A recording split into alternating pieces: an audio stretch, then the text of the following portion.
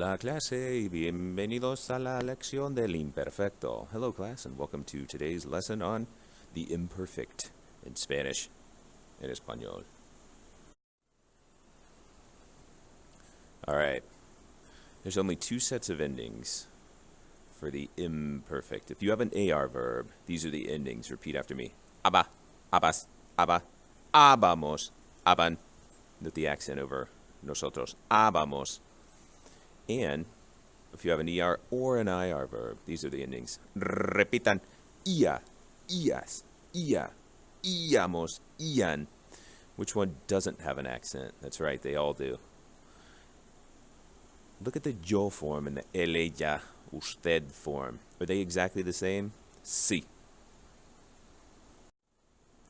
Verbos irregulares en el imperfecto. So, there's only three. En serio, there are only three irregular verbs in the entirety of the imperfect. And it's ser, ver, and ir, classic irregulars. Everything else is regular. Even decir, dar, hacer, ones you would think wouldn't be. Estar, they are though. So, repeat the forms of ser in the imperfect after me. Era, eras, era, éramos, eran, ver. Veía, veías, veía, veíamos, veían, ir, iba, ibas, iba, íbamos, iban. For ver, it's almost not even irregular. The only irregularity is that it keeps the E in front of the ia endings. Veía. When do we use this thing? So I already gave you the forms, but what am I even talking about? Why is it called imperfect? What does it mean? When is it used? I'll tell you. If you want to say the following things in English or produce these kinds of thoughts with your English-speaking mind, then you would have to use the imperfect verbs in Spanish. When you say that someone or something, or things, or ones, used to do something. I used to go to the movies. I used to drink water. I used to be happy. You have to use the imperfect. The used to form is built into the imperfect endings. If you're saying that somebody was doing something, like was in the process, I was reading when he was sleeping, but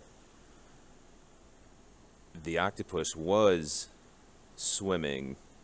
You have to use the imperfect for all those things.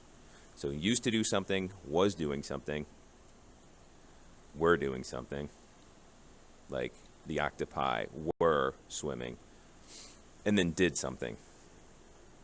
So when are all these actions occurring? That's right, the past. The imperfect is describing the past. Wait. When you say someone did something, or something did something, like he bought a car, isn't that preterite also? Yes.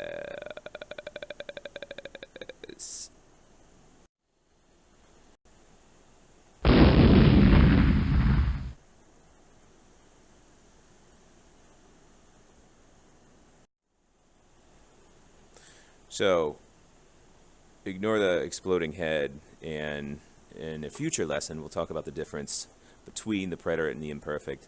The gist of it is, if the action is still in progress in the past, like he was buying the car, it's going to be imperfect. If it's not still in progress, like he bought the car, then went home, it's going to be preterite. That's actually about it, but we'll spend a lot more time on it. So, do these things. Practicar. Conjugar estos verbos en el imperfecto. Ser, ver, leer, hacer, poder, decir, dar, saber, querer, llegar, oír, poner, ser, estar, tener, poder, ir, querer, venir, oír, dormir, sentir, jugar, ir. In the form in parentheses, using that subject.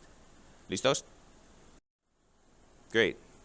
Here are your answers. Era, veían, leía, hacía, podía, decía, daba, sabía, querían, llegábamos, oían, ponía, eras, estaba, tenía, podía, iban, quería.